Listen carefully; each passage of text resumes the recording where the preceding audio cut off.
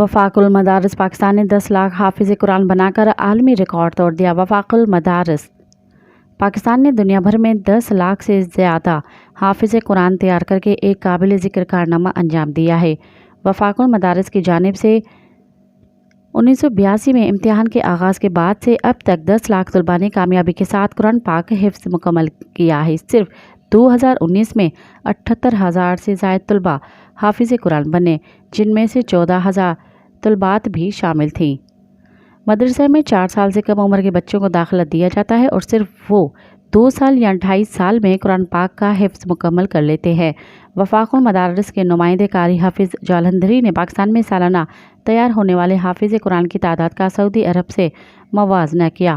ان کا کہنا تھا کہ عربی پاکستان کی قومی زبان نہیں ہے، لیکن سعودی عرب کے مقابلے میں پاکستان کی زیادہ بچے قرآن حفظ کر رہے ہیں۔